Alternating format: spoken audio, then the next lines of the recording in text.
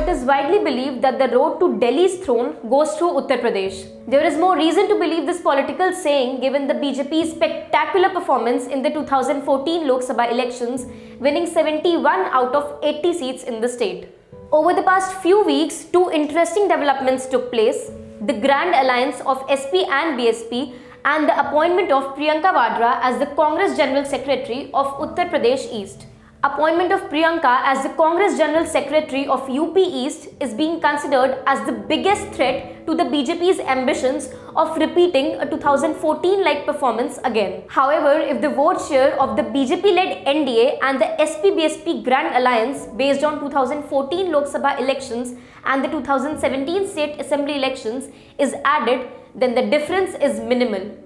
In the last Lok Sabha elections, the vote share of NDA was 43.3% and the combined vote share of SP-BSP, 41.8%, was redundant as they fought the elections separately. The Congress contested the elections in alliance with the RLD, making it a multipolar contest which ultimately benefited the BJP.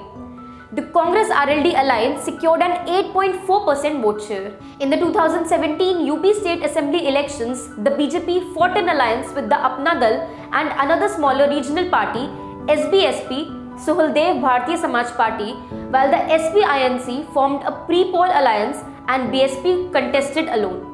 In this three-cornered contest, the BJP-led NDA alliance emerged victorious by winning 324 out of 403 assembly seats and grabbing a 41.4% vote share. The total vote share of INC-SP was 28.2% and the BSP managed to secure 22.2%. Fast forward to 2019, there is a twist in the story.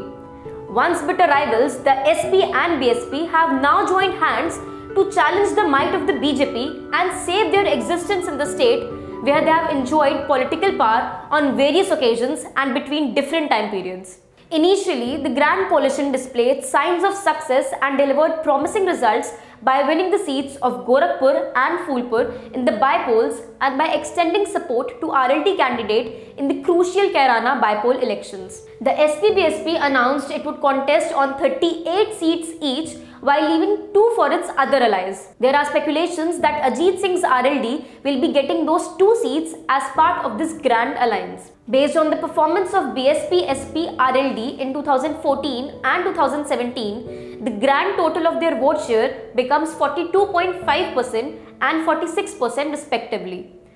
On the other hand, the vote share of the NDA in 2014 was 43.3% and in 2017, 41.4%. The INC is left with around 6 to 8% votes in its kitty. There are more factors in the mix than there were in 2014 and 2017. Recently, Akhilesh Yadav's uncle and influential figure in the politics of Uttar Pradesh, Shivpal Yadav, formed his own party, Pragatishil Samajwadi Party. It is important to note that Akhilesh has been the face of the party for the last 7 years, but it is Shivpal Yadav who has the cadres and the organizational strength.